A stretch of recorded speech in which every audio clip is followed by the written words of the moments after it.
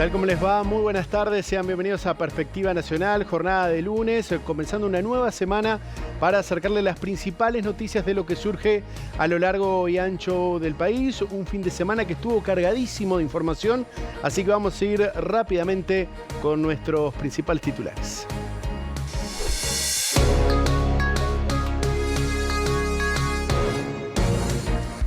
El presidente Yamandu Orsi y los exmandatarios Julio María Sanguinetti y Luis Lacalle Pou reciben hoy el premio al compromiso democrático Ana Frank.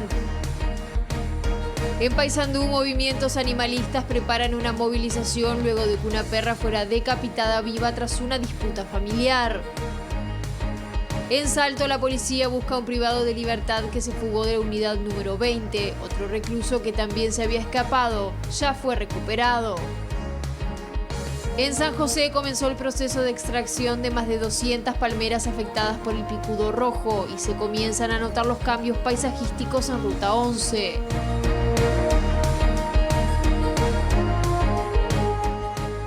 Vamos a comenzar con el desarrollo de la información, con esta noticia que surgió en las últimas horas en el departamento de Paysandú. Un hecho que se ha catalogado, si se quiere, de macabro, porque, bueno, una perra fue decapitada viva. Esto según la información veterinaria. Dejaron su cabeza en la puerta del trabajo del dueño de este animal. Se habla que podría ser, bueno, una disputa entre una pareja que, bueno, finalizó su vínculo amoroso. Estuvo trabajando en este caso allí en Paysandú Daniel Zucchetti, quien dialogó con las protectoras de animales que tienen previsto realizar una movilización en los próximos días por este, bueno, terrible caso. Vamos a ver y a escuchar el informe que nos envía nuestro corresponsal. Amigas y amigos de Perspectiva Nacional, desde Paysandú, el gusto de saludarles, lamentablemente con un episodio dantesco verdaderamente en esta ocasión. Vamos a conversar con la directora de la ONG Amigos de los Animales. Un problema de pareja terminó, aparentemente, todo en etapa de investigación, con la mujer cortándole la cabeza a una perra propiedad de su expareja. Laura nos cuenta y cuáles han sido las acciones y qué es lo que se espera debido a este tipo de situaciones que realmente pasa como insólita, pero no es de las únicas, lamentablemente. Lamentablemente Paysandú, otra vez en el puesto 1 del ranking del maltrato animal. Esto es algo que nunca jamás nos había sucedido, nos superó todo. No solamente que decapitaron un animal vivo, porque la perra no estaba muerta de antes, en la autopsia, en la necropsia que Fernando Nan le hizo, se contactó de que el animal murió en ese momento cuando fue decapitada. Este animal se le había perdido al dueño, pero no se le había perdido, se la sacaron de su domicilio, o sea que también hubo violación de domicilio, se la hurtaron, hubo hurto, y luego se la dejaron a la cabeza colgada en el portón de la empresa de camiones donde él trabaja. Ese hurto, en el tiempo, ¿cuánto hace que ocurrió? Eso sucedió tal vez una semana que le faltó el animal y él hacía una ficha y nos pidió que publicásemos la ficha porque lo andaba buscando, pensando que el animal se había ido solo, hasta que le dejan la cabeza colgada. Bueno, en la cámara de la empresa se nota clarito, se ve clarito cuando el auto frena, una persona se baja, que no era el conductor, deja la cabeza colgada y siguen. O sea que había 2 personas dentro de ese auto. Como no se veía muy bien en las cámaras de la empresa, cuando se hizo la denuncia, el Ministerio del Interior tiene cámaras ahí y ahí sí, en la cámara del Ministerio se aprecia muy bien todo.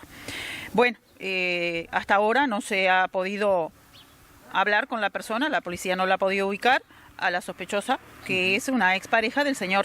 Se habían separado hace un tiempo, habían quedado en malos términos y parece que no tuvo mejor idea la señora que dejarle el regalito.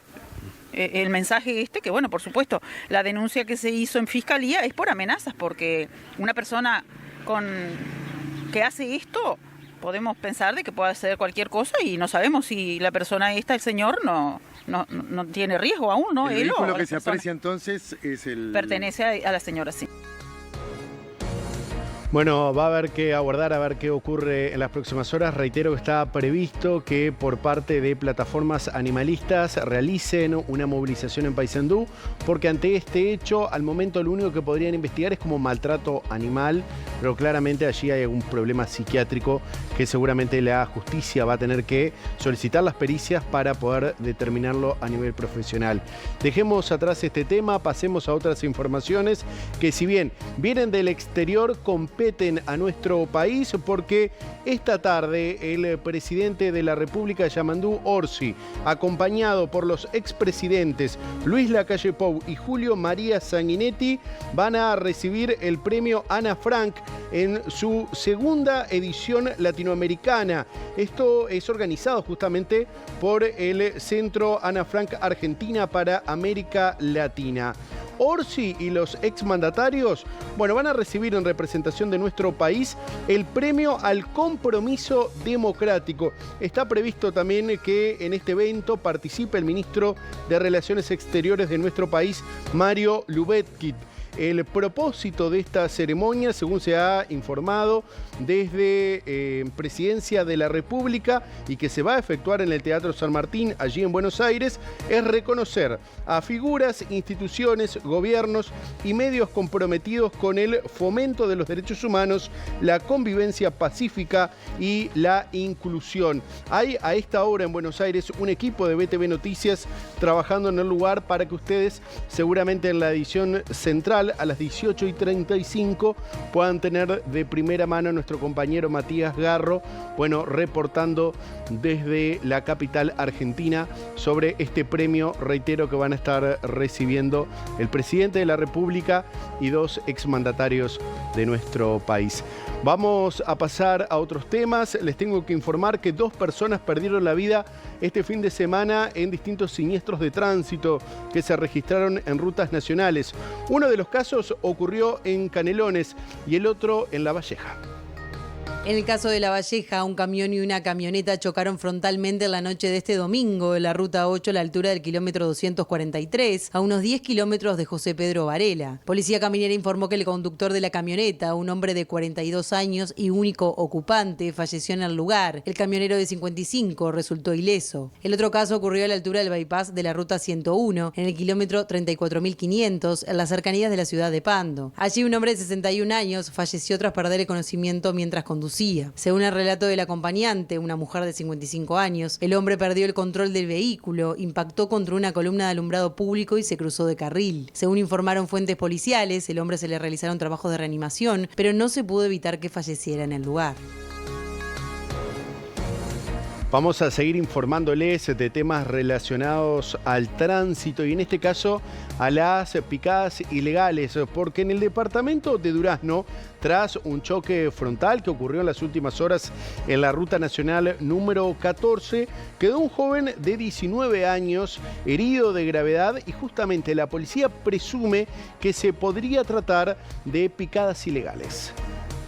El siniestro ocurrió en el kilómetro 201 de la Ruta Nacional número 14, en cercanías a la ciudad de Sarandí del Chi, este pasado domingo, próximo a las 17:20. En el citado punto se produjo la colisión entre este auto, que se dirigía hacia el norte, y la motocicleta que lo hacía en sentido contrario. Como consecuencia del impacto, el conductor del birrodado, un joven de 19 años de edad y único ocupante, fue despedido unos 50 metros, cayendo sobre el pavimento, recibiendo lesiones de gravedad. Poco después, fue trasladado en una unidad médico móvil a un centro de salud en la capital departamental. El conductor del automóvil resultó ileso. El tránsito vehicular estuvo enlentecido por espacio de algunas horas en este tramo de la ruta. En el hecho, trabajaron funcionarios policiales de la seccional 14ª, una dotación de bomberos, funcionarios de tránsito, policía científica y profesionales de la salud. Ahora, la justicia, en base a testimonios recabados, investiga lo ocurrido, tratando de establecer las causas de dicho siniestro. Y vean ustedes, en la ciudad de Rivera, jóvenes justamente estaban haciendo picadas en el barrio Santa Teresa pero todo terminó con un auto impactando contra una casa. Estas son las imágenes que quedaron registradas de este hecho.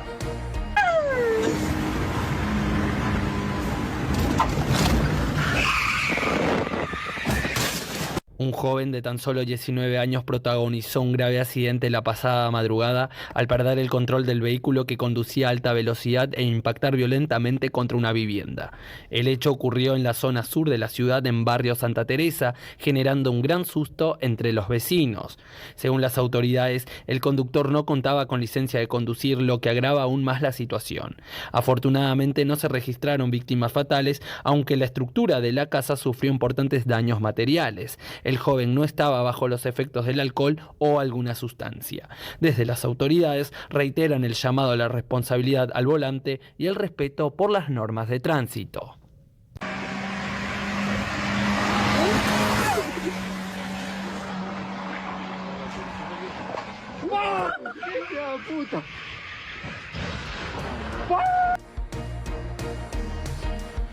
Bueno, la irresponsabilidad y a veces la falta de límites provocan estas situaciones como las que visualizamos allí en estas imágenes que están recorriendo por estas horas, les puedo asegurar, todas las redes sociales y generando indignación, obviamente.